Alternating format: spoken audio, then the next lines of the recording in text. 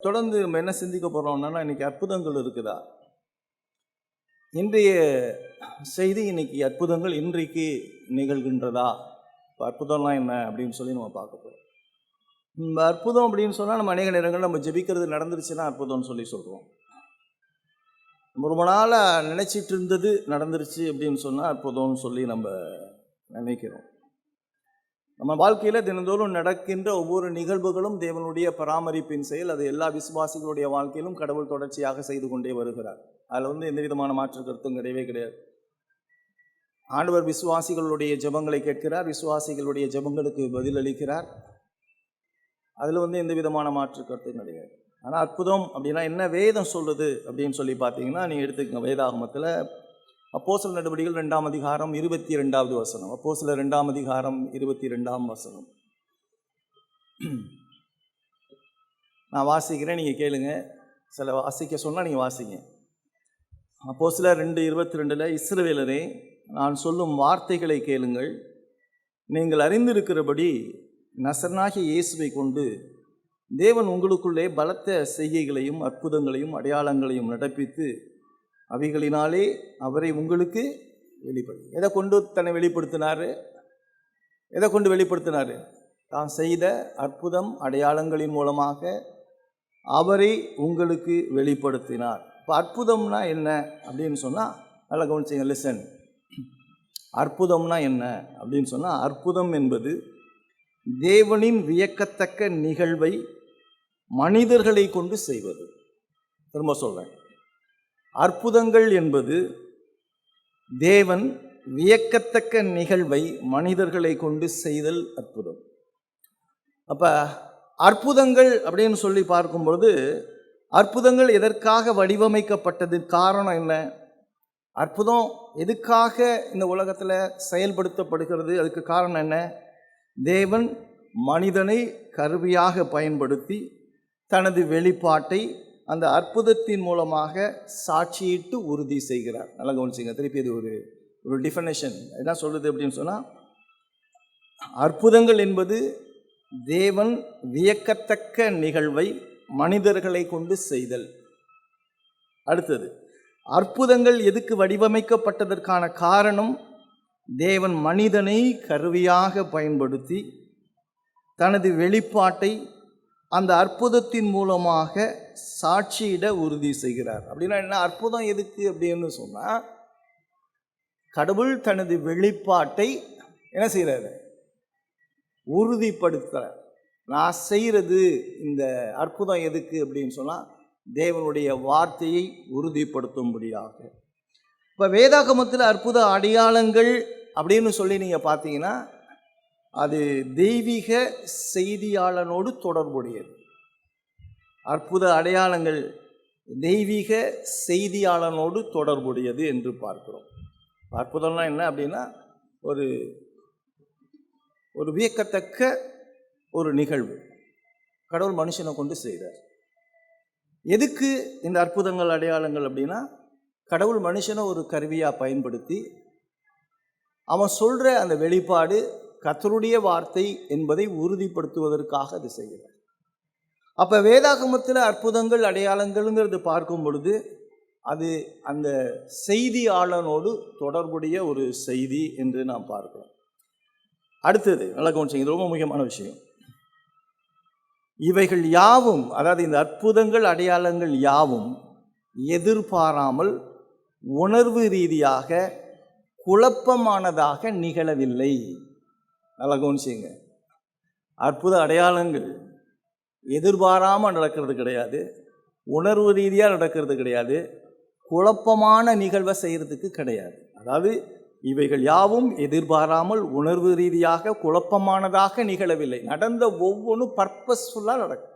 ஒவ்வொரு அற்புதமும் அடையாளமும் ஒரு நோக்கத்துக்காக நடக்கப்பட்டுச்சு அப்படிங்கிறத நம்ம பார்க்குறோம்.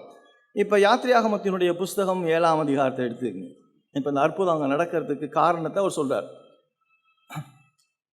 7ஆம் அதிகாரத்தில் 3ஆம் வசனம் நான் வாசிக்கிறேன், நீங்கள் கேளுங்க. 3ஆம் வசனம். நான் பார்வோனின் இருதயத்தை கடினப்படுத்தி எகிப்து தேசத்தில் அடையாளங்களையும் அற்புதங்களையும் மிகுதியாய் நடப்பிப்பேன். பாருங்க, இப்போ நான் சொன்ன அந்த டெஃபினேஷன் என்ன சொல்லுது? இப்போ என்ன சொல்கிறார்? அது ஒரு நோக்கம். கடவுள் ஒரு மனுஷனை பயன்படுத்துகிறார், ஒரு நோக்கத்துக்காக வெளிப்படுத்துகிறார், தனது வெளிப்பாட்டை உறுதி செய்வதற்காக அற்புதம். அப்போ அற்புதங்கிறது ஒரு மனிதனோட தொடர்புடையது. அடுத்தது இந்த அற்புதங்கிறது இதோட தொடர்புடையதுன்னா தேவனுடைய வெளிப்பாட்டோடு தொடர்புடையது. நல்லா கிளியராக இருந்ததுங்க. ஏன்னா இவங்க செய்கிறதெல்லாம் ஒரு பைத்தியக்காரத்தனமான ஒரு நிகழ்ச்சி. இது வேதத்தில் இல்லாத ஒரு நிகழ்ச்சி. அது வந்து பிசாசுடைய வேலை. இந்த அற்புதம், அடையாளம், இதெல்லாம் வந்து ஒரு பிசாசினுடைய வஞ்சகம். அதனால தான் ரொம்ப கேர்ஃபுல்லாக இருக்கணும். திருப்பி அடுத்த வசனம் பாருங்கள். உபாகமத்தை எடுத்துக்க 6ஆம் அதிகாரம். உபாகமம் 6ஆம் அதிகாரத்தில் 22வது வசனத்தை பாருங்கள். உபாகமம் 6:22 கர்த்தர் எங்கள் கண்களுக்கு முன்பாக எகிப்தின் மேலும் பார்வோனின் மேலும் அவன் குடும்பம் அனைத்தின் மேலும் கொடிதான பெரிய அடையாளங்களையும் அற்புதங்களையும் விளங்க பண்ணினார். என்ன கவனிக்கிறீங்களா? பாருங்க, விஷயம் என்ன நடக்குது அப்படின்னா, கடவுள் அற்புதம் அடையாளம் செய்கிறாரு, மோசையை கொண்டு செய்கிறாரு. மோசையை கொண்டு எகிப்தில் அந்த அற்புதம் அடையாளம் செய்கிறப்ப அது என்ன நடக்குதுன்னா, அங்கே இருக்கிற ஜனங்களுக்கு ஒரு புரிதல். என்ன புரிதல் அப்படின்னு சொன்னால், இந்த அற்புதம் அடையாளத்தின் மூலமாக இந்த உலகத்தில் ஒரே ஒரு தேவன் இருக்கிறார், நீங்கள் வணங்குறதெல்லாம் கடவுள் இல்லை, நான் தான் தேவன் அப்படின்னு சொல்லி விளங்க செய்வதற்காக அவன் தண்ணியை கும்பிட்டான். நம்ம ஊர்லாம் தண்ணியை கும்பிடுவாங்க, கவனிச்சிங்களா? தண்ணியை வந்து தெய்வமாக சொல்லுவாங்க. அதனால தான் இந்த ஆறுக்கெல்லாம் வந்து பேர் வந்து ஒரு சாமி பேர் மாதிரி சொல்லி வச்சுருப்பாங்க. அங்கே ஆண்டவர் இந்த தண்ணீரை ரத்தமாக மாற்றி விட்டார். அவன் சூரியனை வணங்கினான், 3 நாளைக்கு சூரியனை இல்லாமல் ஆக்கி விட்டார். என்னன்னா, நீ வணங்குறதெல்லாம் கடவுள் இல்லை, நான் வணங்குறது தான் கடவுள். எகிப்து தேசத்தில் நான் தான் தேவன், இந்த உலகம் முழுசும் நான் தான் தேவன் என்பதை அறிந்து கொள்ளும்படியாக தேவன் மோசையை கொண்டு எகிப்து தேசத்திலே அற்புதங்களையும் அடையாளங்களையும் செய்தார். அவன் கடவுளோட மனுஷன், கடவுள் இருக்கிறார், அவர் ஒருத்தர் தான் கடவுள், அவரை தவிர வேறு கடவுள் கிடையாது என்பதை நிரூபிப்பதற்காக நடத்தப்பட்டது என்னது? எது? அற்புதங்கள். திருப்பி பாருங்க, உபாகமம் 34வது அதிகாரத்துக்கு. உபாகமம் 34வது அதிகாரம். உபாகமம் 34வது அதிகாரம் 11ஆம் வசனத்தில் பார்த்தீங்க அப்படின்னு சொன்னால், அவன் இஸ்ரவேலர் எல்லாருக்கும் பிரத்யட்சமாய் செய்த சகல வல்லமையான கிரியைகளையும் மகத்துவமான செய்களையும் பார்த்தார். கர்த்தரை முகமுகமாய் அறிந்த மோசையை போல ஒரு தீர்க்கதரிசி இஸ்ரவேலிலே அப்புறம் எழும்பினது இல்லை என்று சொல்லுகின்றார். இப்போ அற்புதம்லாம் என்ன அப்படின்னு சொன்னால், அவன் கடவுளுடைய மனுஷன், அவன் கடவுளுடைய வார்த்தை, கடவுளுடைய வெளிப்பாட்டை வெளிப்படுத்துகிற மனுஷன் என்பதை உறுதிப்படுத்துவதற்காக அற்புதங்கள் ஏற்படுத்தப்பட்டது. இன்னொரு வசனம் வாசிக்கலாம். ரோமர்கள் நிருபம் 15வது அதிகாரத்தில். ரோமர்கள் நிருபம் 15வது அதிகாரம்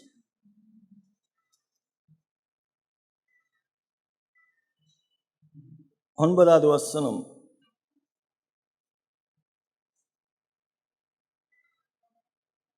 மேலும் 8ஆம் வசனத்தில், மேலும் பிதாக்கள் பண்ணப்பட்ட வாக்குத்தத்தங்களை உறுதியாக்கும்படி தேவனுடைய சத்தியத்தை நிமித்தம் இயேசு கிறிஸ்து விருத்த சேதனம் உள்ளவர்களுக்கு ஊழியக்காரன் என்றும் புறஜாதிக்கும் இரக்கம் பெற்றதின் நிமித்தம் தேவன் மகிமைப்படுகிறார் என்றும் சொல்லுகிறேன். அந்தபடி இதன் நிமித்தம் நான் புறஜாதிகளுக்குள்ளே உம்மை அறிக்கை பண்ணி உம்முடைய நாமத்தை சொல்லி சங்கீதம் பாடுவேன் என்று எழுதியிருக்கிறதே என்று சொல்லுகின்றார். இப்போ அந்த இடத்துல சொல்லும் பொழுது மிக முக்கியமாக அந்த இடத்துல கடவுளுடைய வல்லமையை விளங்க பண்ணும்படியாக என்று சொல்லுகிறார். திருப்பி பார்த்தீங்கன்னா 2 கொரிந்தியர் 12ஆம் அதிகாரத்தை எடுத்துங்க. 2 கொரிந்தியர் 12ஆம் அதிகாரம் 12ஆம் வசனத்தை பார்த்தீங்க அப்படின்னு சொன்னால், 2 கொரிந்தியர் 12:12 பார்க்கும் பொழுது, அப்போஸ்தலனுக்குரிய அடையாளங்கள் எல்லா விதமான பொறுமையோடும் அதிசயங்களோடும் அற்புதங்களோடும் வல்லமைகளோடும் உங்களுக்குள்ளே நடப்பிக்கப்பட்டது என்று சொல்லுகிறார். அப்போ கடவுள் அற்புதத்தை ஒரு மனிதனை கொண்டு செய்து தனது வார்த்தையை, தனக்குரிய ஒரு வெளிப்பாட்டை கர்த்தர் கொடுக்கிறார் என்று பார்க்கிறோம்.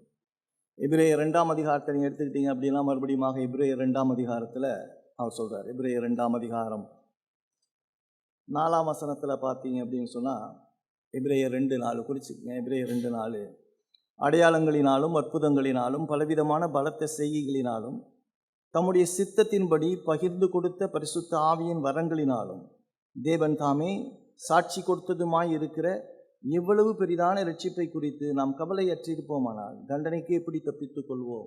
அப்போ அங்கே சொல்லக்கூடிய ஒரு முக்கியமான ஒரு நிகழ்ச்சி, அற்புதங்கள் அடையாளங்கிறது எதிர்பாராமல் நடக்கிறது கிடையாது, அது உணர்வு ரீதியாக கிடையாது, அது குழப்பமானது கிடையாது, அது நோக்கம் கொண்டது என்பதை சொல்லுகின்றார். அப்போ எகிப்தில் ஆண்டவர் மோசையை கொண்டு செய்த அந்த காரியங்கள் அது ஒரு குழப்பமான காரியம் கிடையாது, ஒரு புரிஞ்சு கூடாத காரியம் கிடையாது. தெளிவாக ஒரு நோக்கத்துக்காக அந்த அற்புதத்தையும் அடையாளத்தையும் செய்கிறார்.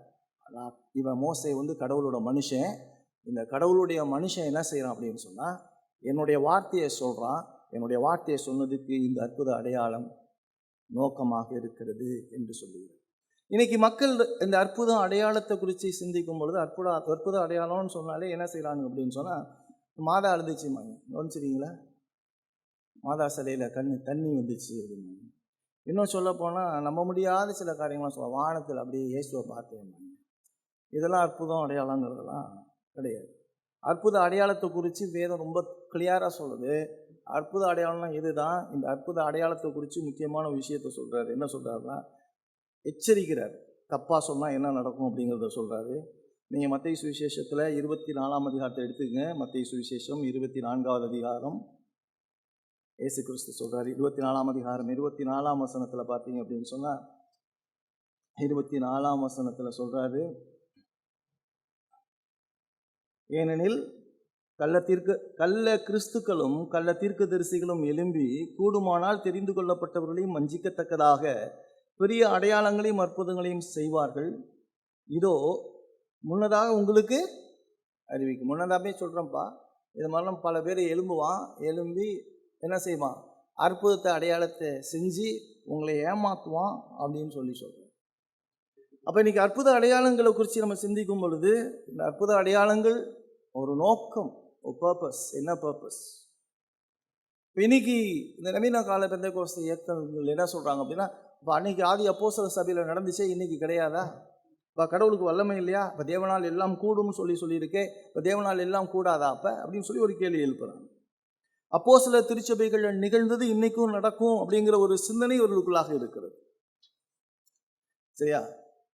இதில் முக்கியமாக நம்ம பார்க்கும் பொழுது வேதாகமத்தில் எப்போ அற்புத அடையாளங்கள் நடந்துச்சு, எப்போ நடந்துச்சு?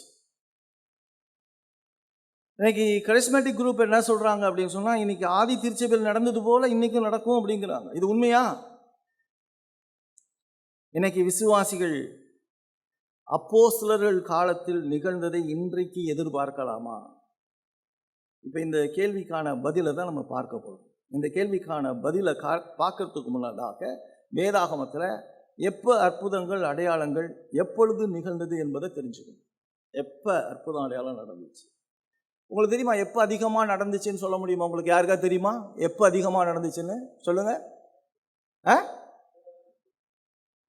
எந்தெந்த காலகட்டங்களில் தெரியுமா? பைபிளில் 3 பீரியட் தான் ரொம்ப அற்புத அடையாளங்களை குறித்து நீங்கள் பார்க்க முடியும். மோசேயுடைய காலத்திலையும் யோசுவாவுடைய காலத்திலையும் அற்புத அடையாளங்கள் அதிகமாக நிகழ்ந்தன. அடுத்தது தீர்க்கதரிசிகள் காலம்னு சொல்கிறப்ப எலிசாவினுடைய காலகட்டத்தில் அதிகமான அற்புதங்கள் அடையாளங்கள் நிகழ்ந்தன. அடுத்தது இயேசு கிறிஸ்துவும் அப்போஸ்தலனுடைய காலகட்டத்திலும் அற்புத அடையாளங்கள் அதிகமாக நடந்தன.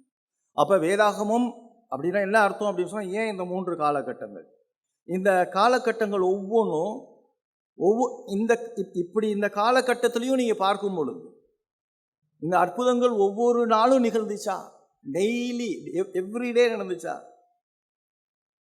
இந்த அற்புதங்கள் தேவனின் செய்தியாளர்கள் அதில் சம்பந்தப்பட்டுள்ளதையே கூறுகிறது. ஒவ்வொரு அற்புதமும் என்ன சொல்லுதுன்னா, கடவுளுடைய செய்தியாளர் அவன் சொல்கிறான் ஒரு செய்தி, கடவுளுடைய வார்த்தையை சொல்கிறான். அப்போ கடவுளுடைய வார்த்தையை சொல்வதற்கான அடையாளமாக தான் அற்புத அடையாளங்கள் இருந்துச்சு. அதான் நேற்று சொல்கிறப்ப அவங்களுக்கு சொன்னேன். பைபிள் 4000 வருட சரித்திரம். 4000 வருட சரித்திரத்தில் நீங்கள் பார்த்தீங்கன்னா கிட்டத்தட்ட 2500 வருடங்கள் நீங்கள் மிகப்பெரிய அற்புதங்கள் அடையாளங்களை நீங்கள் பார்க்கவே முடியாது. முதல் 2000 வருஷத்தில் என்ன அற்புதங்கள் அடையாளங்கள் நீங்கள் பார்க்க முடியும்? படைப்பு, கடவுள் படைச்சதை தவிர வேறு எதையும் நீங்கள் சொல்ல முடியுமான்னு பார்த்தீங்கன்னா 2000 இயர்ஸில் ஒன்றும் பார்க்கவே முடியாது. 2000 இயர்ஸ்க்கு பின்னால் 400 வருஷம் அவங்க எகிப்து தேசத்தில் அடிமையாக இருக்காங்க. அடிமைத்தனத்திலேருந்து மீட்கும்படி கடவுள் மோசையை எப்போ எழுப்புனாரோ அப்போ தான் நீங்கள் பைபிள்லேயே அற்புதத்தையும் அடையாளத்தையும் நீங்கள் பார்க்க முடியும். இப்போ இந்த அற்புதங்கள் அடையாளங்கள் எதுக்கு அப்படின்னு சொன்னால் ஒரு பர்பஸ் இருக்குது. அந்த பர்பஸ் என்ன அப்படின்னு சொல்லி பார்த்தீங்க அப்படின்னு சொன்னால், இரட்சகர் இந்த உலகத்தில் வரப்போகிறார். மனுஷனுக்கு பாவத்துக்கான ஒரு விடுதலை, மனுஷன் பாவத்திலேருந்து விடுதலைக்கான ஒரு நபரை பிதாவான கடவுள் குமாரனாகிய கிறிஸ்துவை இந்த உலகத்தில் ஒரு ஸ்திரீயின் வித்தாக பாவத்திலிருந்து விடுதலை கொடுக்கும்படியாக கடவுள் மனிதனாக ஸ்திரீயின் வித்தாக நியாயப்பிரமாணத்துக்கு கீழானவராக வருகிறார் என்கிறது தான் செய்தி. அந்த செய்தியை சொல்வதற்காக தேவன் இந்த உலகத்தில் ஒரு மனிதனை தெரிந்து கொள்கிறார். அந்த மனிதன் தான் ஆபிரகாம். அந்த ஆபிரகாம்கிட்ட சொல்கிறாரு 12ஆம் அதிகாரம் முதல் 3 வசனங்களில், உனக்குள்ள சகல ஜாதிகளும் ஆசீர்வதிக்கப்படும். இந்த வாக்குத்தத்தம் தான் திருப்பி யாருக்கு சொல்லப்படுதுன்னா ஈசாக்குக்கு யாக்கோபுக்கு சொல்லப்படுகிறது. இப்போ இந்த செய்தியாக இவங்க ஆதியாகமம் 49:10 சொல்லும் பொழுது செங்கோல் யூதாவை விட்டு நீங்குவதில்லைன்னு சொல்லி சொல்கிறார். இப்போ செங்கோல் யூதாவை விட்டு நீங்குவதில்லைன்னு சொல்லி முடித்தோன்னே ஆதியாகமத்தினுடைய புஸ்தகம் நிறைவேறுகிறது. இவங்க 70 பேரோட எகிப்து தேசத்துக்கு அடிமையாக போகிறாங்க. அங்கே 70 பேராக போய் 4 லட்சம் பேர் 6 லட்சம் பேராக அவங்க வெளியே வராங்க.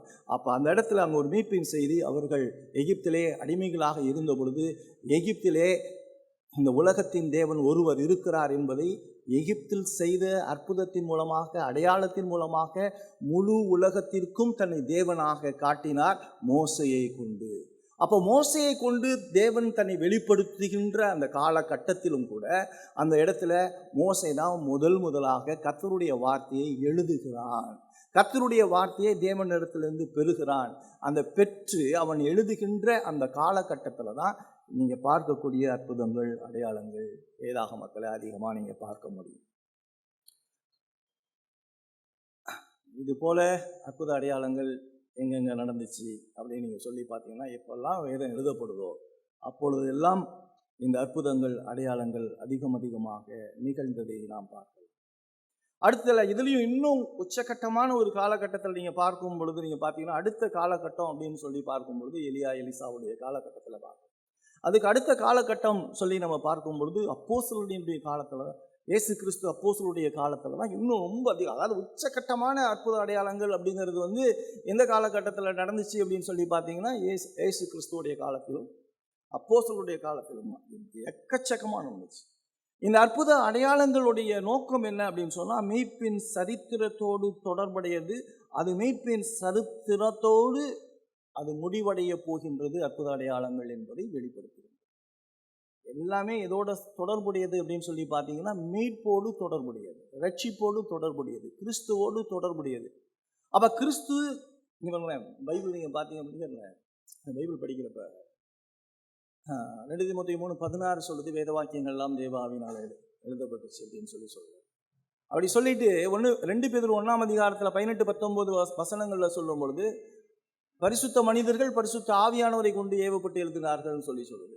அப்போ அந்த பரிசுத்த மனிதர்கள் தான் அந்த வேதத்தை எழுதுகிறவர்கள் தான் அந்த அற்புதத்தையும் அடையாளத்தையும் செய்தாங்கிறது தான் வேதம் முழுசும் நீங்கள் பார்க்கலாம். கண்ணாமுன்னான்னு எல்லா நாட்கள்லையும் வேதத்தில் கிட்டத்தட்ட 4000 வருஷத்துலேயும் 4000 வருஷமும் அற்புதம் அடையாளம் நடந்துச்சான்னு பார்த்தீங்கன்னா, 4000 வருஷம் அற்புத அடையாளங்கள் நடக்கலை. அதான் சொல்கிறேன், முதல் 2000 வருஷத்தில் அற்புத அடையாளங்கள் நடக்கலை. அவங்க எகிப்து தேசத்தில் 400 வருஷம் அடிமையாக இருந்தப்ப அற்புத அடையாளங்கள் நடக்கலை. அந்த அடிமைத்தனத்தினுடைய எப்போ மீட்கப்பட போகிறாரோ அந்த காலகட்டத்தில் கர்த்தர் மோசையை எழுப்பி மோசையின் மூலமாக அற்புதத்தையும் அடையாளத்தையும் செய்து தேவன் ஒருவர் இருக்கிறார் என்பதை முழு உலகத்திற்கும் தன்னை வெளிப்படுத்தி அவர்களை அந்த அற்புத அடையாளத்தின் மூலமாக மீட்கிறார். அந்த அற்புத அடையாளங்களை மோசே செய்கிறான். மோசே கடவுளுடைய மனுஷன். அந்த மோசே சொல்லுகின்ற அந்த வார்த்தைக்கு முழு 6 லட்சம் அந்த இஸ்ரவேலரும் கேட்டு கீழ்ப்படுகிறாங்க. ஏன்னா அவனுடைய வார்த்தையில் வல்லமை இருந்துச்சு. ஏன்னா அவனுடைய வார்த்தை வல்லமையாக இருக்கிறதுக்காக அவன் செய்த அற்புத அடையாளங்கள் அவனை உறுதிப்படுத்தினது இவன் தேவனுடைய மனுஷங்கிறது. அவன் அப்படி வெளிநடத்தி வெளியே கொண்டு வந்து தான் அவன் என்ன செய்கிறான் அப்படின்னு சொல்லி பார்த்தீங்கன்னா, அங்கே வந்து சீனாய் மலையில் அந்த தேவனிடத்தில் நியாயப்பிரமாணத்தை வாங்கி அதை எழுதி அதை என்ன செய்கிறான், உடன்படிக்கை பெட்டியில் வைக்கிறான். அவன் சொல்கிறார், ஆண்டவர் சொல்கிற இதெல்லாம் எழுது அப்படின்னு சொல்லி சொல்கிறார். அடுத்தது எலியா எலிசா காலத்தில் தீர்க்க தரிசனம், மோசையினுடைய நியாயப்பிரமாணம் தீர்க்கதரிசியினுடைய ஆகமங்கள் எழுதி முடிக்கப்படுகின்றதுங்க.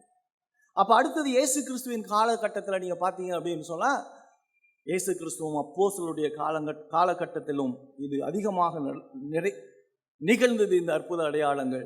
இந்த அற்புத அடையாளங்கள் மீட்பின் சரித்திரம் முடிவடைய போகிறது என்பதை அறிவிக்கிறதாக இருக்கிறது. அந்த காலகட்டத்தில் பார்த்தீங்கன்னா வியாதிகள் அகற்றப்பட்டன, பிசாசுகள் தினந்தோறும் விரட்டப்பட்டன, மரித்தோர் உயிர்ப்பிக்கப்பட்டார்கள். இது போன்ற நிகழ்வுகள், இது போன்ற அற்புதங்கள் இனி ஒருபொழுதும் நிகழப்போவது இல்லை. ஏன் நிகழப்போவது இல்லை? ஏன் நிகழாது? வேதம் முடிஞ்சிருச்சு. ஆகவே இது அவசியம் இல்லை. அவசியம் உங்களுக்கு லாஜிக் எப்படி மாறுது? உங்களுக்கு நீங்கள் எல்லாரும் என்னத்தை எதிர்பார்க்குறீங்க? நீங்கள் ஜென்ரலாக பொதுவாக மனுஷன் எல்லாத்தையும் என்ன எதிர்பார்க்கலாம்? ஏதாவது என் வாழ்க்கையில் நடக்கணும், ஏதாவது என் வாழ்க்கையில் ஏதாவது நல்லது நடக்கணும், இப்படி தானே எல்லாரும் எதிர்பார்க்குறாங்க. உங்கள் வாழ்க்கையில் நடந்த பெரிய அற்புதம் என்ன தெரியுமா? உங்கள் வாழ்க்கையில் நடந்த மிகப்பெரிய அற்புதம் என்னன்னு தெரியுமா? தெரியாத? என்னது? ரட்சிப்பு. இதுக்கு மேலே என்ன உங்களுக்கு அற்புதம் அடையாளம்? கடவுளே உங்களுக்குள்ளே வந்துட்டார், கடவுளே உங்களுக்குள்ளே இருக்கிறார். அவர் சொல்கிறார், நீங்கள் தேவனுடைய ஆலயங்கிறாரு. நான் எனக்குள்ளே கடவுள் இருக்கிறாரு. நான் எனக்கு எதுக்கு அற்புதம் அடையாளம்னு கேட்குறேன். கடவுளே எனக்குள்ளே இருக்கிறப்ப கடவுள் எனக்குள்ளே தினந்தோறும் செய்கின்ற ஒவ்வொரு நாளும் அற்புதம் அடையாளம் இல்லையா? என் வாழ்க்கை புரிதலே இல்லையே. இன்னைக்கு 1ஆம் தேதி, இன்னைக்கு வாக்குத்தத்த ஆராதனை. என்ன வாக்குத்தத்தை உனக்கு தர போகிறாரு? நீ வழங்காதவன், நீ நாசமாக போனவன், நீ செத்தா நரகத்துக்கு போயிடுவேங்கிறது தான் உண்மையான செய்தி. இதுலேருந்து நீ மனம் திரும்பி ரட்சிக்கப்பட்டு இயேசு கிறிஸ்துவினுடைய சிலுவை மரணம் உயிர்த்தெழுதலினுடைய வல்லமையினால நீ மீட்கப்படணுங்கிறது தான் மெய்யான ஒரு செய்தி. இந்த செய்தியை சொல்றதை விட்டுட்டு நீ வாளாகாமல் தலையாவாய், இவ்வளோ நாள் நீ குரங்கா இருந்த அப்படிங்கிறான். அது யாருக்கு கொடுக்கப்பட்டுச்சு? எதுக்கு கொடுக்கப்பட்டுச்சு? என்ன சூழ்நிலை கொடுக்கப்பட்டுச்சு? கொடுக்கப்பட்ட அந்த வாக்குத்தத்தங்கள் அனைத்தும் இஸ்ரவேல் ஜனங்களுக்காக கொடுக்கப்பட்டது. இந்த கான்டெக்சுவலாக நீ யோசிச்சு பாருங்க. கான்டெக்சுவலாக யோசிச்சு பார்க்குறப்ப ஆண்டவர் ஒரு மனுஷனை தெரிவு செய்கிறார். ஆண்டவர் அந்த ஒரு மனுஷனை கொண்டு ஒரு தேசத்தை உருவாக்குகிறார். அப்போ அந்த ஒரு மனுஷனுக்கு கடவுள் ஒரு வாக்குத்தத்தம் கொடுத்தார். உனக்குள்ள சகல ஜாதிகளும் ஆசீர்வதிக்கப்படும் சொல்லி அந்த வாக்குத்தத்தத்தை கொடுத்தார். அந்த வாக்குத்தத்தத்தினுடைய நிறைவேறுதலுக்காக முழு உலகத்தில் ஒரு சின்னோண்டு குட்டி நாட்டை கர்த்தர் தேர்வெடுத்து அந்த ஜனங்களை யாருமே அசைக்க முடியாதபடி அவங்களை பாதுகாத்து கொண்டு வருகிறார். எதுக்கு அசைக்க முடியாமல் அவங்களை பாதுகாத்து கொண்டு வருகிறாருன்னா, இதில் தான் கடவுள் தேவன் மாம்சத்தில் வெளிப்பட போகிறார். இவர் மூலமாக தான் உலகத்தில் பாவ மன்னிப்பு என்கின்ற செய்தி ஏற்பட போகிறது என்பதற்காக ஏற்படுகிறது. ஆக அற்புத அடையாளங்கிறதெல்லாம் என்னத்துக்கு அப்படின்னு சொன்னால், இயேசு கிறிஸ்துவை காட்டுவதற்காக. இப்போ பழைய ஏற்பாட்டு காலத்திலும் கூட நீங்கள் பார்க்கும் பொழுது அற்புத அடையாளங்கள் செய்கின்றவர்கள் மிக குறைவாகவே காணப்பட்டார்கள். குறிப்பாக பழைய ஏற்பாட்டு காலத்தில் சுகமாக்குதலை பார்க்கும் பொழுது, பழைய ஏற்பாட்டை நீங்கள் படித்து பார்த்தீங்கன்னா நிறைய இடத்துல பிசாசு விரட்டுறதை நீங்கள் பார்க்க முடியாது. நிறைய சுகமாக்குகின்ற நிகழ்வுகளை நீங்கள் பார்க்க முடியாது. நிறையா இல்லைன்னு சொல்லலை, நிறையா பார்க்க முடியாது. நான் எதுக்கு சொல்கிறேங்கிறது புரியுதா? பழைய ஏற்பாட்டில் இல்லைன்னு சொல்கிறதுக்கு வரல, அங்கேயே லிமிட்டடாக தான் இருக்குது. இன்றைக்கி என்னன்னா, தினந்தோறும் அற்புத சுகமளிக்கும் கூட்டம் தானே வால் போஸ்டரு. புரியுதா? கடவுள் செயல்பட்டு கொண்டிருக்கின்ற காலத்தில், கடவுள் வேதத்தை எழுதி கொடுத்து கொண்டிருக்கின்ற காலகட்டத்திலேயே, கடவுளுடைய மனிதர்கள் இருந்து செயல்பட்டு கொண்டிருக்கிற காலகட்டத்திலேயே அற்புத அடையாளங்கள் லிமிட்டடாக தான் இருந்திருக்கு. அற்புதங்களை குறித்து நீங்கள் பார்க்கும் பொழுது அதோடைய குணாதிசயம் என்ன அப்படின்னு சொல்லி பார்த்தீங்க அப்படின்னு சொன்னால், எந்த காலகட்டங்களில் வேதம் எழுத்து வடிவில் அமைக்கப்பட்டதோ, எப்போ எழுத்து வடிவில் வேதம் கொடுக்கப்படுகின்றதோ அந்த காலகட்டங்களில் தான் இந்த அற்புத அடையாளங்கள் நீங்கள் பார்க்கலாம். முதலாவது மோசே யோசுவாவுடைய காலத்தில், எலியா எலிசாவுடைய காலகட்டத்தில், அடுத்தது புதிய ஏற்பாட்டில் இயேசு கிறிஸ்துவும் அவரோடு சேர்ந்த அப்போஸ்தலர்கள். அப்போ அற்புதம் என்ன செய்து அப்படின்னு சொன்னால், செய்தியாளனுடைய செய்தியை உறுதிப்படுத்துகின்றதாக இருக்கிறது. எல்லா அற்புதங்களுக்கும் ஒரு முக்கியமான நோக்கம் அது இருக்கிறது. அது தெய்வீக காட்சி மட்டுமல்ல,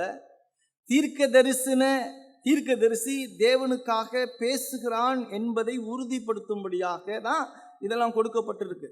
மோசே பார்வோனுக்கு முன்பதாக செய்த ஒவ்வொரு அற்புதமும் தேவனுக்காக மோசே பேசுகிறான். அப்போ தேவனுக்காக மோசே பேசும் பொழுது அந்த நியாயப்பிரமாணம் எழுதப்படுகின்றது. 1 ராஜாக்கள் 17ஆம் அதிகாரத்தை எடுத்து 1 ராஜாக்கள் 17ஆம் அதிகாரம் 23-24 வசனங்களில் பார்க்கும் பொழுது அப்பொழுது எலிசா பிள்ளையை எடுத்து மேல் வீட்டின் மேல் இருந்து அவனை கீழ் வீட்டிற்கு கொண்டு வந்து அவனை தன் தாயின் இடத்தில் கொடுத்து, பார், உன் பிள்ளை உயிரோடு இருக்கிறான் என்று சொன்னான். அப்பொழுது அந்த ஸ்திரீ எலியாவை நோக்கி, நீ தேவனுடைய மனுஷன் என்றும் உம்முடைய வாயிலிருந்து பிறக்கும் கர்த்தருடைய வார்த்தை உண்மை என்றும் இதனால் இப்பொழுது அறிந்திருக்கிறேன். ரொம்ப கிளியர் கட்டாக சொல்கிறேன், நீ கடவுளோட மனுஷன், இப்போ எனக்கு புரியுது, நீ கடவுளோட மனுஷன், நீ சொல்கிறதெல்லாம் கடவுளுடைய வார்த்தைங்கிறது எனக்கு மிக தெளிவாக தெரிகிறது என்பதை அவன் சொல்லுகிறான். அப்போ இந்த அற்புத அடையாளங்களுடைய பர்பஸ் பாருங்க. அந்த தேவனுடைய மனுஷன் அவனோட கடவுள் இருக்கிறாரு, அவன் பேசுவதெல்லாம் கர்த்தருடைய வார்த்தைங்கிறத ஊர்ஜிதப்படுத்துவதற்காக கவனிச்சுங்க. எதை ஊர்ஜிதப்படுத்துது? கடவுளுடைய வெளிப்பாடு கொடுக்கப்படலை. கடவுள் யாருங்கிறது முழுமையாக இந்த உலகத்துக்கு தெரியல. யார் ரட்சகருங்கிறத படிப்படியாக பழைய ஏற்பாட்டிலேருந்து கொஞ்சம் கொஞ்சமாக அதை என்ன செஞ்சிட்டு இருக்கிறாருன்னா, கடவுள் யார் யார் யார் என்பதை அதை வெளிப்படுத்திக்கிட்டே வர்றார். எப்போ வேதம் எழுதப்பட்டு கொண்டு இருக்கிறதோ அந்த காலகட்டத்தில் எல்லாம் இது என்ன நடந்துட்டு இருக்குன்னா அற்புத அடையாளங்கள்.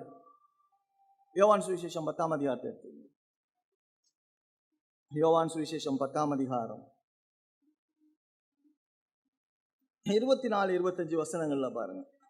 அப்பொழுது யூதர்கள் அவரை சூழ்ந்து கொண்டு, எதுவரைக்கும் எங்கள் ஆத்துமாவுக்கு சந்தேகம் உண்டாக்குகிறீர்? நீ கிறிஸ்துவானால் எங்களுக்கு தெளிவாய் சொல்லும் என்றார்கள். இயேசு அவர்களுக்கு பிரதி உத்தரமாக, அதை உங்களுக்கு சொன்னேன், நீங்கள் விசுவாசிக்கவில்லை. என் பிதாவின் நாமத்தினாலே நான் செய்கின்ற கிரியைகளே என்னை குறித்து சாட்சியிடுகிறது. சொல்றார், ரொம்ப கிளியரா சொல்றார். நான் செய்கிற கிரியைகள் நான் கடவுள் என்பதை, மேசியா என்பதை வெளிப்படுத்துதுங்கிறத அவர் தெளிவாக சொல்றார். நான் செய்கின்ற கிரியைகளே என்னை குறித்து சாட்சியிடுகிறது. நான் எவ்வளோ சொன்னேன் கேட்கல. நான் செய்கிற அந்த அடையாளங்கள், அற்புதங்கள் எல்லாம் என்னுடைய செய்கின்ற கிரியைகள் எல்லாம் என்ன சொல்லுது? சாட்சியிடுகிறது என்று சொல்லுகிறார். அப்போஸ்தலர் நடபடிகள் 14ஆம் அதிகாரத்தை எடுத்துக்கிட்டீங்க அப்படின்னு சொன்னால், 14ஆம் அதிகாரம் 3ஆம் வசனத்தில் பாருங்கள். 14ஆம் அதிகாரம் 3ஆம் வசனத்தில் பார்த்தீங்க அப்படின்னு சொன்னால், அவர்கள் அங்கே அநேக நாள் சஞ்சரித்து கர்த்தரை முன்னிட்டு தைரியம் உள்ளவர்களாய் போதகம் பண்ணினார்கள். அவர் தமது கிருபை உள்ள வசனங்களுக்கு சாட்சியாக, நல்லா கவனிச்சிங்க, அந்த இடத்துல நீங்கள் மார்க் பண்ணணும். அவர் தமது கிருபை உள்ள வசனத்துக்கு சாட்சியாக அடையாளங்களும் அற்புதங்களும் அவர்கள் கைகளால் செய்யப்படும்படி அனுக்கிரகம் பண்ணினார். எதுக்கு அனுக்கிரகம் பண்றார்? இதே ரீசன் தான், வேற எதுவுமே கிடையாது. 15ஆம் அதிகாரம் 2ஆம் வசனம் அப்போஸ்தலர்ல பார்த்தீங்க அப்படின்னா, அதனாலே அவர்களும் பவுலும் பர்னபா என்பவர்களும் மிகுந்த வாக்குவாதம் தர்க்கமும் உண்டான போது அந்த விஷயத்தின் நிமித்தம் பவுலும் பர்னபாவும் அவளை சேர்ந்த சிலரும் எருசலேமிற்கு அப்போஸ்தலரிடத்தில் மூப்பருக்கு போகும்படி 12ஆம் வசனத்தில் பார்த்தீங்க அப்படின்னு சொன்னால், அப்பொழுது கூடி வந்திருந்த யாவரும் அமர்ந்திருந்து பர்னபாவும் பவுலும் தங்களை கொண்டு தேவன் புறஜாதிகளுக்குள்ளே செய்த அடையாளங்கள் அற்புதங்கள் யாவையும் விவரித்து சொன்னார்கள். அது எதுக்கு விவரித்து சொல்கிறோம் அப்படின்னு சொன்னால், இவங்க கடவுளுடைய மனிதர்கள், இவர்கள் மூலமாக கடவுள் செயல்பட்டார் அப்படிங்கிறத ஊர்ஜிதப்படுத்துவதற்காக இந்த அற்புத அடையாளங்கள் நிகழ்ந்தது என்று சொல்லுது. இதான் நம்ம 2 கொரிந்தியர் 12ஆம் அதிகாரம் 12ஆம் வசனத்தில் பார்க்கும் பொழுது அப்போஸ்தலரால் செய்யப்பட்ட அடையாளங்கள் என்று பார்க்கிறோம். ஆக இந்த அற்புதங்கள் அடையாளங்கள் என்ன சொல்லுது அப்படின்னு சொன்னால், ஒவ்வொரு அற்புதம் மோசே காலத்தில், எலியா எலிசா காலத்தில், இயேசு கிறிஸ்து அப்போஸ்தலர் காலத்தில் அங்கே நடந்த எல்லா அற்புதங்களும் தேவ மனுஷனோடு தொடர்புடையது. அது ஒரு புதிய வெளிப்பாட்டின் செய்தியாளர்களை அங்கீகரிக்கிறதாக இருக்கிறது. அப்போ அற்புத அடையாளம் அப்படின்னு சொன்னால், பைபிள் எழுதப்பட்டு கொண்டு இருக்கிறது, பைபிள் எழுதப்படலை. ஆக பைபிள் எழுதப்படுகின்ற அந்த காலகட்டத்திலெல்லாம் அந்த பைபிளை எழுதுகின்ற நபர்கள் இவர்கள் தேவனுடைய மனிதர்கள் என்று ஆத்தன்டிக் பண்ணுறதுக்காக, அது இவங்க தான் அப்படிங்கிறதுக்காக தான் இந்த அற்புத அடையாளங்கள் நிகழ்ந்ததாக வேதம் சொல்லுகின்றது. இந்த அற்புதங்களை செய்கின்றவர்கள் சொல்லுகின்ற செய்தி தேவனுடைய செய்தி என்பதை சொல்லுகின்றது. இந்த அற்புதம் செய்கிறான்ல, அவன் செய்கிறது அவனுடைய செய்தி கடவுளுடைய செய்தி என்பதை வெளிப்படுத்துகின்றது. இப்போ யாத்திரையாமத்தை எடுத்துக்கங்க, 7ஆம் அதிகாரத்தை எடுத்துக்கங்க. மறுபடியும் 5ஆம் வசனத்தில் பாருங்கள், 4-5 வசனத்தில் பாருங்கள். 4-5 வசனத்தில் மோசையை குறித்து சொல்லும்போது, பார்வோன் உங்களுக்கு செவி கொடுக்க மாட்டான், ஆகையால் எகிப்துக்கு விரோதமாக நான் என் கையை நீட்டி மகா தண்டனையினாலும் என் சேனைகள் என் ஜனங்களும் ஆகிய இஸ்ரவேல் புத்திரரை எகிப்து தேசத்திலிருந்து புறப்பட பண்ணுவேன். நான் எகிப்தின் மேல் என் கையை நீட்டி இஸ்ரவேல் புத்திரரை அவர்கள் நடுவில் இருந்து புறப்பட பண்ணும் பொழுது நானே கர்த்தர் என்று எகிப்தியர் அறிவார்கள். எதுக்கு அங்கே நடந்துச்சுன்னா, நானே கர்த்தர் என்று எகிப்தியர் அறிந்து கொள்ளும்படியாக அது நடந்தது. அது மோசையை கொண்டு தேவன் அதை செய்தார். இதை பார்த்த இஸ்ரவேல் ஜனங்கள் தேவனை விசுவாசித்தார்கள் என்று நாம் பார்க்கிறோம். இதே போல 1 ராஜாக்களில் பார்க்கும் பொழுது, 1 ராஜாக்கள் 18ஆம் அதிகாரத்தில் பார்க்கும் பொழுது, 1 ராஜாக்கள் 18ஆம் அதிகாரத்தில் நடந்த நிகழ்ச்சி உங்களுக்கு எல்லாருக்கும் தெரியும். பாகால் தீர்க்கதரிசிகள் எல்லாம் பிடிச்சி அவன் வெட்டுறான். அவங்க சொல்றப்ப அவர் சொல்றாரு, அந்த 1 ராஜாக்கள் 18ஆம் அதிகாரத்தில் இஸ்ரவேல் ஜனங்கள் எல்லாரும் என்ன செஞ்சாங்க? தேவனே கர்த்தர், தேவனே கர்த்தர் என்று எல்லாருமாக சொன்னார்கள் என்று நாம் பார்க்கிறோம். அதில் பார்க்கும் பொழுது 36ஆம் வசனத்தில் அந்திப்பலி செலுத்தும் நேரத்திலே தீர்க்கதரிசியாகிய எலியா வந்து, ஆபிரகாமுக்கும் ஈசாக்குக்கும் யாக்கோபுக்கும் தேவனாகிய கர்த்தாவே, இஸ்ரவேலிலே நீ தேவன் என்றும் நான் உம்முடைய ஊழியக்காரன் என்றும் நான் இந்த காரியங்களை எல்லாம் உம்முடைய வார்த்தையின்படி செய்தேன் என்றும் இன்றைக்கு விளங்க பண்ணும் அப்படிங்கிறாங்க. அதில் சொல்கிறப்ப அந்த ஸ்டேட்மெண்ட்ஸ்லாம், அந்த வசனங்கள் எல்லாம் ரொம்ப அதை ஊற்று பார்க்கணும். அதில் சொல்கிறா, அந்திப்பலி செலுத்த நேரத்தில் எலியா தீர்க்கதரிசியாகிய எலியா வந்து அவன் சொல்கிறான், 3 விஷயம் சொல்கிறான். ஆபிரகாமின் தேவனும் ஈசாக்கின் தேவனும் யாக்கோபின் தேவனும். ஆபிரகாமுக்கு என்னத்தை வாக்கு பண்ணாரோ, உனக்குள்ள சகல ஜாதிகளும் ஆசீர்வதிக்கப்படும் சொன்னார்ல, அதனால தான் அதே வாக்குத்தத்தம் தான் ஈசாக்குக்கு கொடுக்கப்பட்டுச்சு, அதே வாக்குத்தத்தம் தான் யாக்கோபுக்கு கொடுக்கப்பட்டுச்சு. அப்போ அந்த 3 வாக்குத்தத்தங்களும் மேசியா கடவுள் இயேசு கிறிஸ்து, உனக்குள்ள சகல ஜாதிகளும் ஆசீர்வதிக்கப்படும். அந்த தேவனுடைய நாமத்தினால நான் தீர்க்கதரிசி, நான் சொல்கிறபடி நடக்கணுங்கிறத ஆண்டவரை ஊர்ஜிதப்படுத்துகிறாருன்னு சொல்லி தான், அவர் தான் தேவன், அவரை தவிர இந்த உலகத்தில் தேவன் இல்லை என்பதை தான் அந்த இடத்துல அடிகோலிட்டு ஆணித்தரமாக சொல்லி அந்த இஸ்ரவேலின் தேவனை அந்த இடத்துல எலியா மகிமைப்படுத்துகிறார். அவன் சொல்வது கடவுளுடைய வார்த்தை. அப்போ அந்த அற்புதம் நடந்துச்சு அப்படின்னு சொன்னால், இவன் தேவனுடைய மனுஷன், இவன் வாயிலிருந்து புறப்பட்டு வர்றதெல்லாம் கர்த்தருடைய வார்த்தை. கர்த்தருடைய வார்த்தையை அங்கீகரிக்கும்படியாக தான் அற்புத அடையாளங்கள் நடந்துச்சு. இன்னைக்கு நடக்கிறதெல்லாம் அப்படி நடக்குதா? என்ன யோசிக்கிறீங்க? இன்னைக்கு அப்படி நடக்குதா? உங்களுக்கு இன்னும் புரியல. வேதம் முற்று பெற்றுருச்சு. முதல் அதை புரிஞ்சுக்க.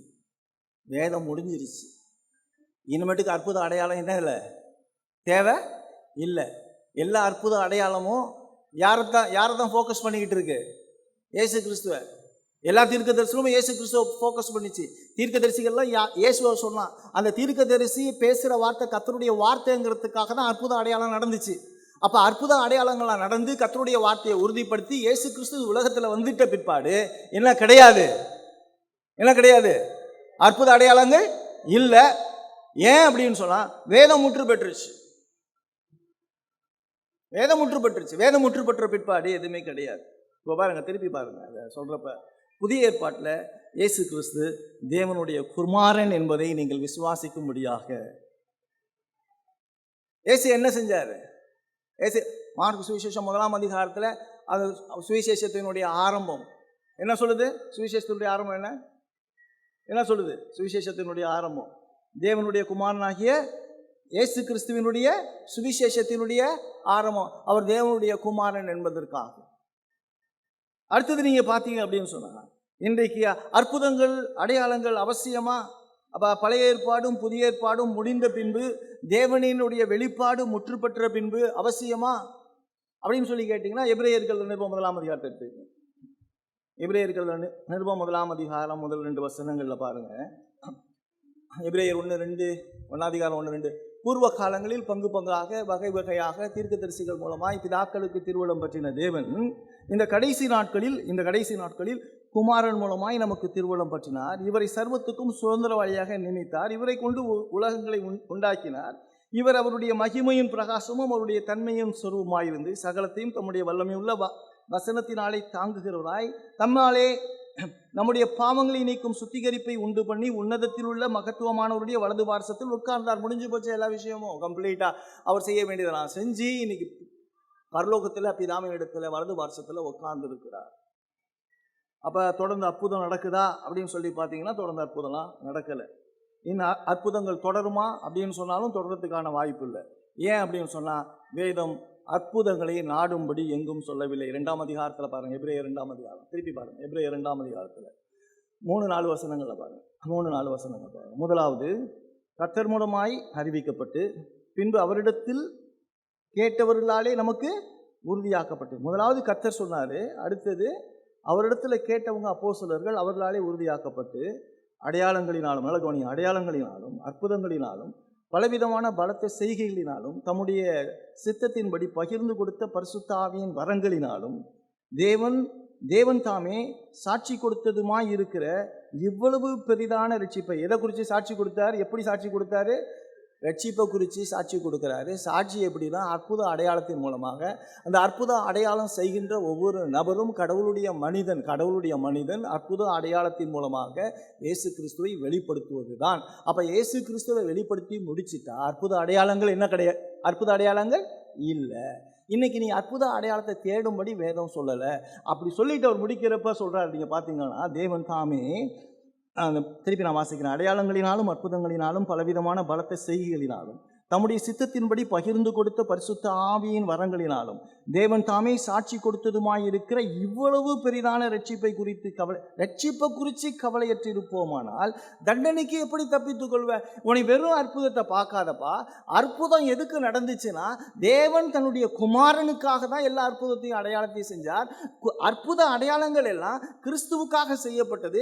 கிறிஸ்து இந்த உலகத்தில் கடவுள் மனிதனாக இந்த உலகத்தில் வந்த ஒரு அற்புதத்தை போல உலகத்தில் வேற எந்த அற்புதமும் கிடையவே கிடையாது.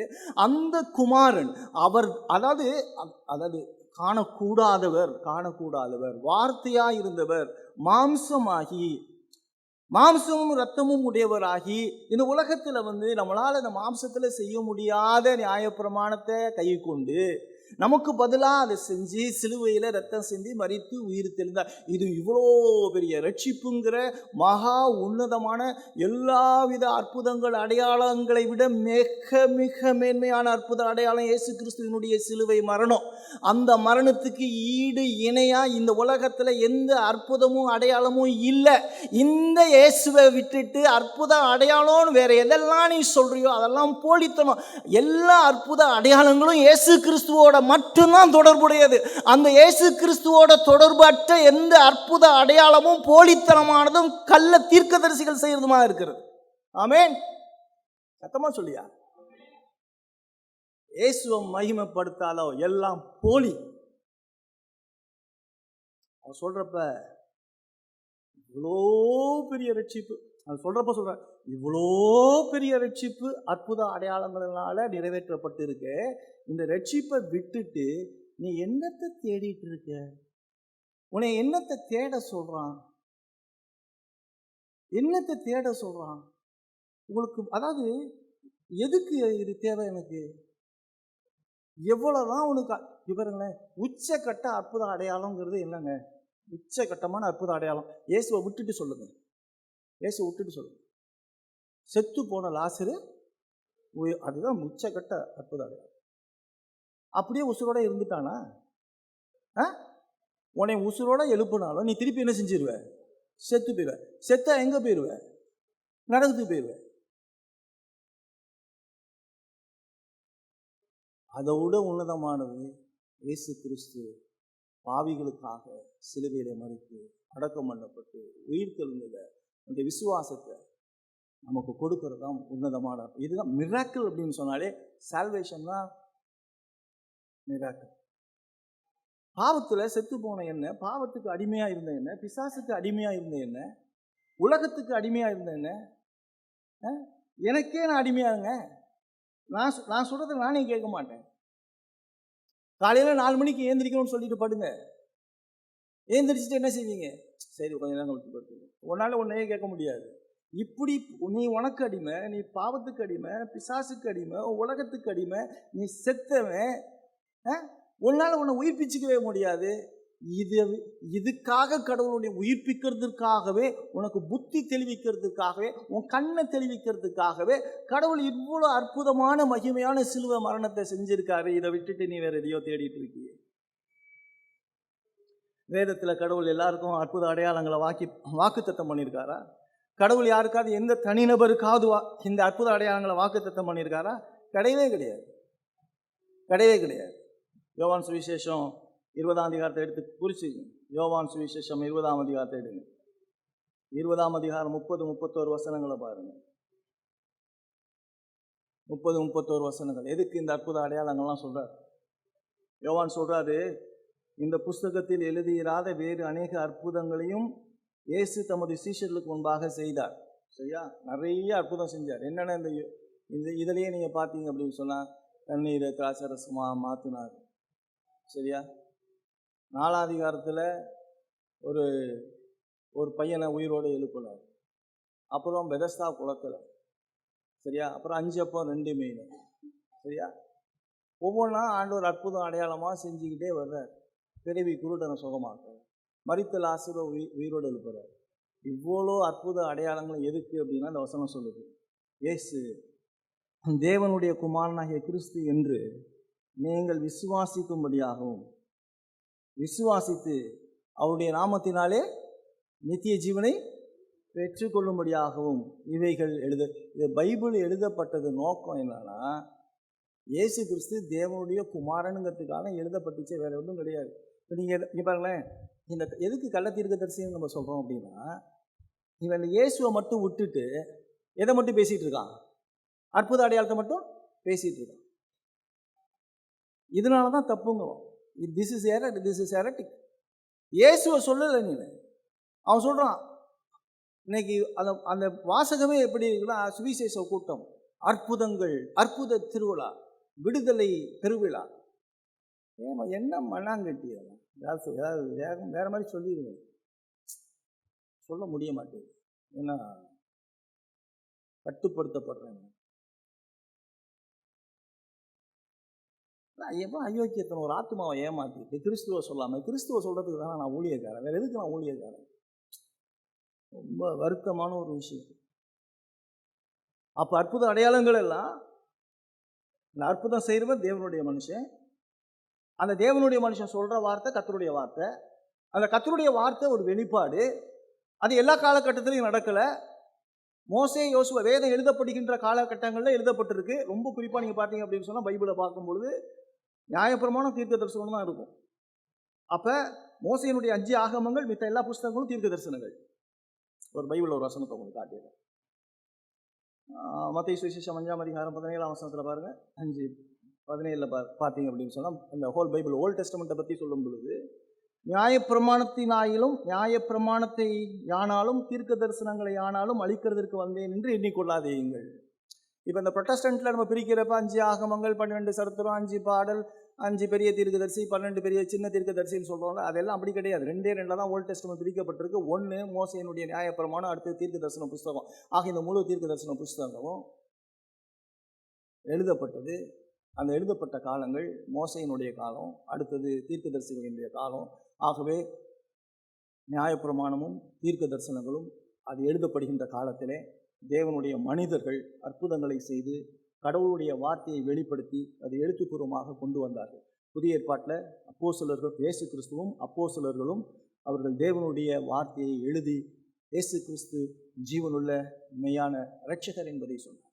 ஆக இது முழு வேதாகமோ எதை மையப்படுத்துகின்றது என்று பார்க்கும் பொழுது இயேசு கிறிஸ்துவை மட்டும்தான் மையப்படுத்திக்கிட்டு இருக்கு. ஆக இயேசு கிறிஸ்துவை மையப்படுத்தி வரப்போகிற மேசியா வந்து முடிந்த பின்பு, வேதம் எழுதப்பட்டு முடித்த பின்பு, இன்றைக்கு அற்புத அடையாளங்கள் இல்லை. அப்படின்னா நீ ஒரு கேள்வி கேட்கலாம், இன்னைக்கெல்லாம் அற்புத அடையாளமே கிடையாதா? அற்புத அடையாளம்லாம் இல்லை. அற்புத அடையாளங்கள்லாம் இருக்குதா இல்லையா அப்படின்னா, கடவுள் வல்லமை உள்ளவர் இல்லைன்னு நம்ம சொல்லவே கிடையாது. நீ ஜெபம்னா உனக்கு செய்வார். இதுக்குன்னு ஒரு தனி ஒரு ஆளை வச்சுக்கிட்டு செய்கிறத பற்றி வேதம் எந்த இடத்துலையும் சொல்லலை. நீ ஜெபம்னா உனக்கு கர்த்தர் என்ன செய்வார்? உனக்கு சுகம் கொடுப்பார். இங்கே நிறைய பேர் இருக்காங்க, இங்கே கேன்சர் பேஷண்ட்ஸ் இருக்கிறாங்க. சரியா? அவங்க ஜெபம் பண்ணாங்க, கதறினாங்க, சபை கதர்னிச்சு. இன்னைக்கு ஆண்டவர் சுகம் கொடுத்துருக்காரு. அற்புதமா இல்லையா? அது என்ன, ஆமாவா இல்லையா? இதை இப்படி சொல்ல மாட்டேறீங்க. இதுக்கு நான் வந்து ஜெபம் பண்ணணுமா? அப்படின்னா எனக்கு கொம்பு இருக்குன்னு சொல்கிறேன். நான் கொம்பு இருக்குனாலே பிசாசுன்னு அர்த்தம். புரியுதா? யார் கேட்டாலும் பாருங்க, இந்த பெண்டகாஸ்டலிசம் செஞ்ச ஒரு பெரிய பெரிய பிளண்டர் என்ன தெரியுமா? இந்த பப்ளிக் பீப்புள், இந்த சர்ச்சில் இருக்க விசுவாசிகள் நேரடியாக கடவுளை தொடர்பு கொள்ளக்கூடாது. அதை தான் தடை பண்ணுறான். அவன் ஒரு மீடியேட்டர் தன்னை வச்சுக்கிறான், போப்பு மாதிரி. கவனிச்சிருக்கீங்களா? என்கிட்ட வந்து ஜெபம் பண்ணு, நான் தலையில் கை வச்சாதான் உனக்கு சோமாகும். நான் தலையில் கை வச்சா நீ விளங்கவே மாட்டேன், இருக்கிறது எல்லாம் உனக்கு வந்துடும். நீ ஜெபம் பண்ணி தயவு செஞ்சு. ஏன் அதான் திரும்ப திரும்ப சொல்லுது, அப்பா பிதாவை என்று கூப்பிடத்தக்க புத்திர சுவிசாரத்தினுடைய ஆவியை ரட்சிப்பில் கொடுத்துருக்காரு. நீ அப்பாலும் கேட்குறப்ப ஏன் அவனுக்கு செய்ய மாட்டாரு? அவர் தான் உனக்குள்ளே இருக்கிறாரு. ஏன் இன்னொருத்தனை தேடணும்னு நீ நினைக்கிற? நீ ஜெபம் பண்ணு நேரடியா. நீ எல்லாரும் என்கிட்ட வந்து ஜெபம் பண்ணி நான் உங்களுக்காக தூக்கிட்டு போறது எப்படி இருக்குது? நீங்க எல்லாரும் அப்படியே நேரடியா ஜெபம் பண்றது எப்படி இருக்கு? இந்த புரிதல் கூட உங்களுக்கு இல்லையா? இதெல்லாம் என்னன்னா உங்களுடைய வேத வாசிப்பு குறைவு. பைபிளை படியா, பைபிளை படி. எவ்வளோ தூரம் தலையால் அடிச்சுக்கிறேன். பைபிளை படி, பைபிளை படி. கடவுள் கூட இருக்கிறாரு, கடவுள் உன் இருதயத்தில் இருக்காரு, கடவுள் உன்னோட பேசுறாரு, நீ பேசல கேட்பாரு. எவ்வளோ முறை சொல்றது உங்களுக்கு வலிக்குதுங்க, அது பெயின்ஃபுல்லாக நான் பேசுகிறேன். எனக்கு இண்டிவிஜுவலாக கடவுளோட தொடர்பு கொள்ளுங்க. நீங்கள் வேதம் வாசிங்க, நீங்கள் ஜெபம் பண்ணுங்க. மத்தேயு எழுதி முடிச்சுட்டு சொல்கிறாரு, மத்தேயு முடிவில் சொல்கிறார், இயேசு கிறிஸ்து உயிர் தந்த பிற்பாடு சொல்கிறார். மத்தேயு 28ஆம் அதிகாரத்தில் பார்த்தீங்க அப்படின்னு சொன்னால் பாருங்க, அவர் சொல்கிறார் பாருங்க, 19ஆம் வசனம், ஆகையால் நீங்கள் புறப்பட்டு போய் சகல ஜாதிகளின் சீஷராக்கி பிதா குமாரன் பரிசுத்த ஆவியின் நாமத்தினாலே ஞானஸ்நானம் கொடுத்து நான் உங்களுக்கு கட்டளையிட்ட யாவையும் கை கொள்ளும்படி அவர்களுக்கு உபதேசம் பண்ணுங்கள் அப்படின்னு சொல்றாரு. ஆகையால் நீங்கள் புறப்பட்டு போய் சகல ஜாதிகளையும் சீஷராக்கி பிதா குமாரன் பரிசுத்த ஆவியின் நாமத்தினாலே ஞானஸ்நானம் கொடுத்து நான் உங்களுக்கு கட்டளையிட்ட யாவையும் அவர்கள் கை கொள்ளும்படி அவங்களுக்கு என்ன செய்யுங்க? உபதேசம் பண்ணுங்கள். அவர் சொல்றார், உயிர் தெழுந்த இயேசு கிறிஸ்து சாட்சியாக அறிவிக்கும்படியாக சொல்லுகிறார். மார்க்கு சுவிசேஷம் 16ஆம் அதிகாரத்தில் நீங்கள் பார்த்தீங்க அப்படின்னு சொன்னால், மார்க்கு சுவிசேஷத்தை பார்த்தீங்க அப்படின்னு சொன்னால் அதில் வந்து 16 அதிகாரம் இருக்குது. முதல் 6 அதிகாரங்கள் என்ன சொல்லுதுன்னா, இயேசு கிறிஸ்து யாரு அப்படின்னு சொல்லுது. இயேசு கிறிஸ்து யார்? சரியா? 9ஆம் அதிகாரத்திலேருந்து 16ஆம் வசனம், அந்த இயேசு கிறிஸ்து என்ன செஞ்சார் உனக்காக? அவர் அற்புத அடையாளங்கள்லாம் செஞ்சு நான் தேவனுடைய குமாரன்னு சொல்லி உனக்காக அந்த தேவனுடைய குமாரன் மரிச்சாருங்கிறதா செய்தி தான் அது. அப்ப வேதம் எழுதப்பட்டதனுடைய அடிப்படை நோக்கம் என்ன அப்படின்னு சொன்னா, கிறிஸ்துவை மகிமைப்படுத்துவதற்காக. இப்போ லூகாஸ் விசேஷத்தில் பார்த்தீங்க அப்படின்னு சொன்னால், லூகாஸ் விசேஷத்தை எடுத்துக்கங்க, கடைசி அதிகாரத்தை எடுத்துக்கங்க, 24ஆவது அதிகாரத்தை எடுத்துக்கங்க, 27ஆம் வசனத்தில் பார்த்தீங்க அப்படின்னு சொன்னால், மோசே முதலிய தீர்க்கதரிசிகள் எழுதின வேத வாக்கியங்கள் எல்லாவற்றிலும் தம்மை குறித்து சொல்லியவைகளை அவர்களுக்கு விவரித்து காண்பித்தார். 44ஆம் வசனத்தில் பார்த்தீங்க அப்படின்னு சொன்னால், அவர்களை நோக்கி மோசையின் நியாயப்பிரமாணத்திலும் தீர்க்கதரிசிகளின் ஆகமங்களிலும் சங்கீதங்களிலும் என்னை குறித்து எழுதியிருக்கிறவையெல்லாம் நிறைவேற வேண்டியது என்று நான் உங்களோடு இருந்தபொழுது உங்களுக்கு சொல்லி கொண்டு வந்த விசேஷங்கள் இவைகளே. அப்பொழுது வேத வாக்கியங்களை அறிந்து கொள்ளும்படி அவருடைய மனதை அவர்களுக்கு திறந்து அவர்களை நோக்கி எழுதியிருக்கிறபடி கிறிஸ்து பாடுபடவும் 3ஆம் நாளில் மரித்தோரிலிருந்து எழுந்திருக்கவும் வேண்டியதாக இருந்தது. அன்றியும் மனம் திரும்புதலும் பாவ மன்னிப்பும் எருசலேம் தொடங்கி சகல தேசத்தாருக்கும் அவருடைய நாமத்தினாலே என்ன செய்யணும்? பிரசங்கிக்கப்பட வேண்டியது. நீங்கள் இவைகளுக்கு என்னமா இருக்கீங்க? சாட்சிகளாக இருக்கிறீர்கள். இதான் யோவான் சுவிசேஷத்திலையும் அதான் அவர் சொல்லிக்கிட்டே வந்தார். இப்போ யோவான் சுவிசேஷத்துலேயும் கடைசியில் சொல்றாரு, இது எதுக்கு எழுதப்பட்டுச்சு அப்படின்னு சொன்னால், இந்த காரியங்கள் எல்லாம் இது கர்த்தருடைய வார்த்தை என்பதை சொல்வதற்காக இது எழுதப்பட்டது என்பதை சொல்லிக்கொண்டே வருகிறார். இப்போ லாஸ்ட்டாக ஒரு விஷயத்தை அங்கே சொல்லி நம்ம முடிக்க போகிறோம். என்ன முடிக்க போகிறோம் அப்படின்னு சொன்னால், இன்னைக்கு ஒரு கேள்வி இருக்குது. வரலேன், நான் அதை ரொம்ப ஷார்ட் பண்ணியிருக்கேன், திருப்பி இன்னும் ஒரு ஷார்ட்டை சொல்லி முடிச்சிருக்கேன். வரலேன், என்னுடைய சப்ஜெக்டில் பெண்டகாஸ்டலிசத்தோட ஹிஸ்ட்ரி சொல்லியிருக்கேன். 2வது அவர் ஒரு நபர்னு சொல்லியிருக்கேன். 3வது தீர்க்க தரிசனம் இல்லைன்னு சொல்லியிருக்கேன். இப்போ பார்த்தது அற்புத அடையாளங்கள் எல்லாம் இயேசு கிறிஸ்துவோட முடிஞ்சு போயிடுச்சு அப்படிங்கிறத பார்த்தாச்சு. அடுத்தது இன்னைக்கு ஒரு பெரிய கேள்வி என்ன இருக்குது அப்படின்னு சொன்னால், இன்னைக்கு அப்போஸ்தலர்கள் இருக்கிறார்களா இல்லையா? அப்போஸ்தலர்கள் இருக்கிறார்களா? இப்போ இந்த அப்போஸ்தலர்களை குறித்து நீங்கள் பார்க்கும்போது ரொம்ப சுருக்கமாக சொல்கிறேன். இந்த அப்போஸ்தலரை குறித்து பார்க்கும் பொழுது, அப்போஸ்தலர்கள் திருச்சபையினுடைய அஸ்திபாரங்கள். நேற்று செடி சொல்கிறப்ப கூட அதான் சொல்லியிருக்கேன். அப்போஸ்தலர்கள் திருச்சபையினுடைய அஸ்திபாரங்கள். ஒரு அஸ்திபாரத்தின் மேலே இன்னொரு அஸ்திபாரம் போடுறது முட்டாள்தனம் அப்படின்னு சொன்ன ஒரு விஷயத்தை பார்க்கணும். ஒரே ஒரு அஸ்திபாரம் தான். ஆக அப்போஸ்தலர்கள் தீர்க்கதரிசிகள் என்பவருடைய அஸ்திபாரத்தின் மேல் கட்டப்படுகிறோம். இயேசு கிறிஸ்து தாமே மூளைகளாக இருக்கிறார்கள். இன்றைக்கு அப்போஸ்தலர்கள் பணி இல்லை. அப்போஸ்தலரோட பணி இல்லை என்பதற்கு என்ன அப்படின்னு சொன்னால், உயிர் தெழுந்த இயேசு கிறிஸ்துவை நீங்கள் பார்த்துக்கலாம். அப்போஸ்தலன்னு ஒருத்தர் சொல்லணும் அப்படின்னு சொன்னால், முதல் விஷயம் நல்லா தெரிஞ்சுங்க, முதல் விஷயம் ஒருத்தர் தன் அப்போஸ்தலன் அப்படின்னு சொல்லணும் அப்படின்னு சொன்னால் இயேசு கிறிஸ்துவால் நேரடியாக அழைக்கப்பட்டிருக்கணும். இயேசு கிறிஸ்து உயிரோடு இருந்தப்போ அவரை பார்த்துருக்கணும். அது யோவான் 1 யோவான் எடுத்துக்கலேன். 1 யோவான் எடுங்க, பிக்கா எடுங்க. 1 யோவான் 1ஆம் அதிகாரத்தில் அவர் சொல்கிறாரு, அவன் அப்போஸ்தலன் சொல்கிறப்ப சொல்கிறான், ஆதி முதல் இருந்ததும் நாங்கள் கேட்டதும் எங்கள் கண்களினாலே கண்டதும் நாங்கள் நோக்கி பார்த்ததும் எங்கள் கைகளினாலே தொட்டதுமாய் இருக்கிற ஜீவ வார்த்தையை குறித்து உங்களுக்கு அறிவிக்கிறோம். அவர் சொல்கிறாரு, ஆதி முதல் இருந்ததும், அதாவது நித்தியத்தில் இருந்தவர்.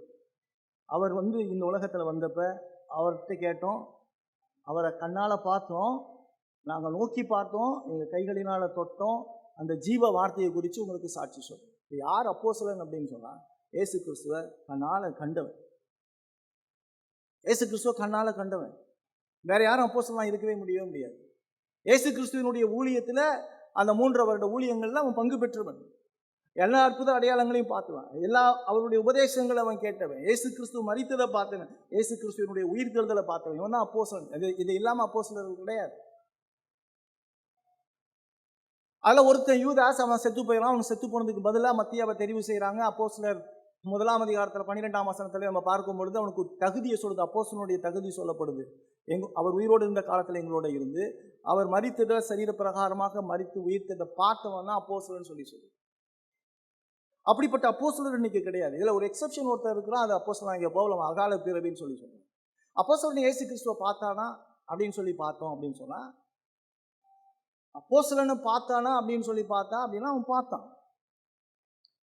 அவன் பார்த்தது மாம்சத்தில் பார்த்தானா அப்படின்னு சொல்லி கேட்டோம்னா அவன் மாம்சத்தில் தான் பார்த்தான்னு சொல்லி வேதம் சொல்லுது.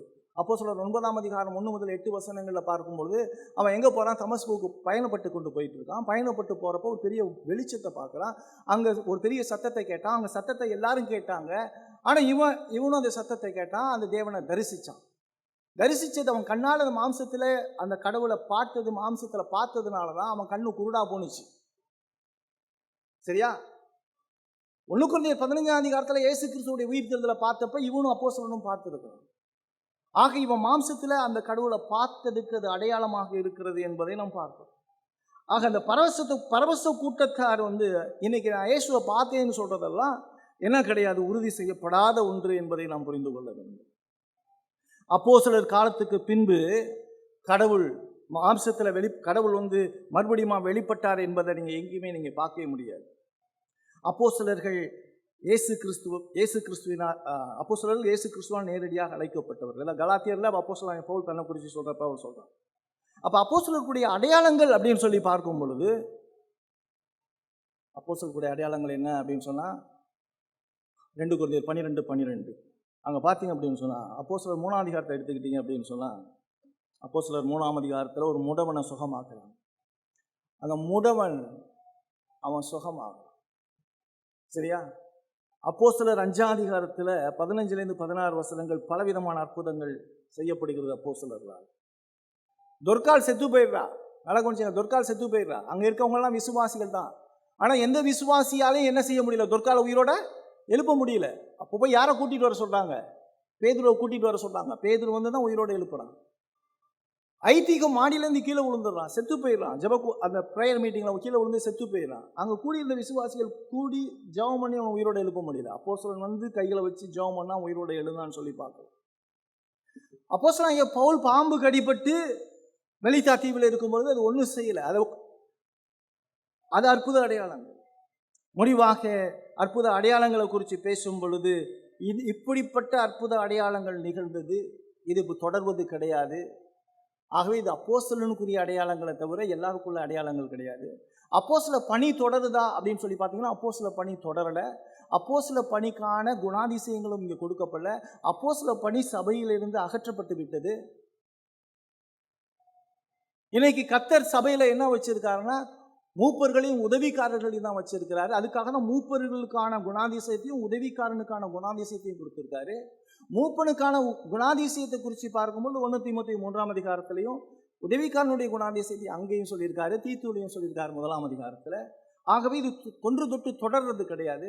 நீங்கள் எல்லா நிருபங்களையும் ரோமர்கள் நிருபத்திலேருந்து நீங்கள் எடுத்துக்கிட்டீங்க அப்படின்னு சொன்னால் யாக்கோபு வரைக்கும் நீங்கள் எது வரைக்கும் நீங்கள் யூதா வரைக்கும் நீங்கள் எடுத்துக்கிட்டீங்க அப்படின்னு சொன்னால் அவர் ரொம்ப தெளிவாக சொல்லிட்டு இருக்கும்போது எல்லா வசனத்துலேயும் முதல் வசனத்தை படிச்சுக்கிட்டே வாங்க. எல்லா நிருபங்களையும் முதல் வசனத்தை படிங்க.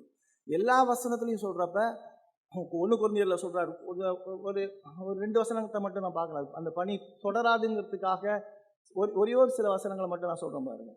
அங்கே 1 கொரிந்தியர் 1ஆம் அதிகாரம் 1ஆம் வசனத்தில் சொல்லும் பொழுது, தேவனுடைய சித்தத்தினாலே இயேசு கிறிஸ்து எடுத்துக்கிட்டிங்கன்னா, தேவனுடைய சித்தத்தினாலே இயேசு கிறிஸ்துவினுடைய அப்போஸ்தலனாகும்படி அழைக்கப்பட்டவனாகிய பவுலும் சகோதரனாகிய சொஸ்தனேயும், அப்போஸ்தலனாகிய பவுலும் சகோதரனாகிய சொஸ்தனேயும் அப்படின்னு சொல்கிறார். சரியா? இது திருப்பி அடுத்தது 2 கொரிந்தியரில் பாருங்க, இதே விஷயம் தான் சொல்லுவார். 2 கொரிந்தியரில், தேவனுடைய சித்தத்தினாலே இயேசு கிறிஸ்துவின் அப்போஸ்தலனாகிய பவுலும் சகோதரனாகிய தீமோத்தேயும், அப்போஸ்தலனாகிய பவுலும் சகோதரனாகிய தீமோத்தேயும் கொரிந்து பட்டணத்தில் உள்ள சபைகளுக்கு எழுதுகிறது. அப்படியே திருப்புங்க, அப்படியே பிலிப்பியர்கள் நிருபத்துக்கு வாங்க. பிலிப்பியருக்கு வாங்க, நான் நிறைய சொல்ல, நீங்கள் அப்புறமா படித்து பாருங்க. பாருங்க, இங்கே சொல்கிறப்ப பாருங்க, அந்த வேரியேஷனில் டிஃப்ரென்ஸை இங்கே பாருங்க. இயேசு கிறிஸ்துவின் ஊழியக்காரனாகிய, நல்ல கவனி, இயேசு கிறிஸ்துவின் ஊழியக்காரனாகிய பவுல் தீமோத்தேயு பிலிப்பு பட்டணத்தில் உள்ள கிறிஸ்து இயேசுக்குள்ளான பரிசுத்தவான்கள் அனைவருக்கும். அப்போ அந்த அப்போஸ்தல அதிகாரத்தை குறித்து பேசும் பொழுது சகோதரனாகிய தீமோத்தேயுன்னு சொல்கிறான். ஊழியக்காரன் சொல்லும் பொழுது தீமோத்தேயை தன்னை சேர்த்துக்கொள்கிறான். ஆகவே இன்னைக்கு என்ன கிடையாதுங்கிறத நல்லா புரிஞ்சுங்க. அப்போஸ்தல பணி தொன்று தொட்டு வர்றது கிடையாதுங்கிறத தெளிவாக புரிஞ்சுக்கங்க. அடுத்தது நீங்கள் பார்த்தீங்க அப்படின்னா, யூதாவினுடைய புஸ்தகத்தை எடுத்துங்க. யூதாவினுடைய புஸ்தகத்தை பாருங்க, 17ஆம் வசனத்தை பாருங்க. யூதா 17 பாருங்க. நீங்களோ பிரியமானவர்களே, நம்முடைய கர்த்தராகிய இயேசு கிறிஸ்துவின் அப்போஸ்தலரால் முன் சொல்லப்பட்ட வார்த்தைகளை நினைவு கூறுங்கள். அவர் ரொம்ப தெளிவாக சொல்றான் பாருங்க. நீங்களோ பிரியமானவர்களே, நம்முடைய கர்த்தராகிய இயேசு கிறிஸ்துவின் அப்போஸ்தலரால் முன் சொல்லப்பட்ட வார்த்தைகளை நினைவு கூறுங்கள். அப்போஸ்தலர்கள் சொன்னாங்கிற ஒரு விஷயத்த சொல்றோம். ஆக அப்போஸ்தல பணி தொன்று தொட்டு தொடர்ந்து வருவது கிடையாது அப்படின்னு சொல்லியாச்சு. சொல்லிட்டு கடைசியா சொல்றாரு, வெளிப்படுத்தல்ல பார்க்கும் பொழுது